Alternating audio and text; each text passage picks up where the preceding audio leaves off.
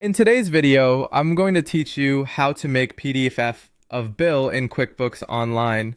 By the end of this walkthrough, you'll know exactly how to take an existing bill in PDF format and create a bill record in QuickBooks Online with that PDF automatically attached.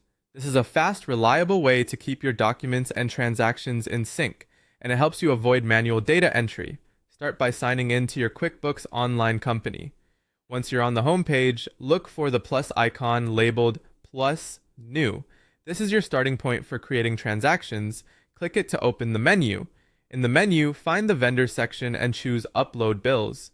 This option is designed specifically for taking documents, like PDFs from your vendors, and turning them into ready-to-save bills without retyping everything. You'll now see an upload area. If your PDF is handy on your desktop or in a folder, simply drag and drop it into the box. If that's not convenient, click Browse, then navigate to the folder where your bill is saved, select the PDF, and confirm. For best results, make sure the PDF shows the vendor name, bill date, and total clearly. If the document is blurry, rotated, or password protected, the scan may not be as accurate. After you add the file, QuickBooks will scan the document and extract key details. You'll see fields populate automatically with the vendor name, the date, and the amount.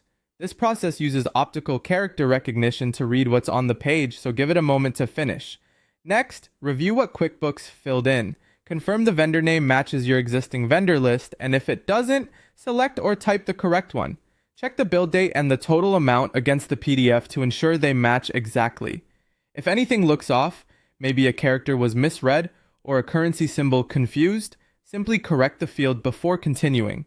A quick review here prevents reconciliation issues later. When everything looks accurate, click Save. QuickBooks will create the bill using the details on screen, and the original PDF you uploaded will be attached to that bill automatically. That means anytime you or your team opens the bill, the source document is right there for reference.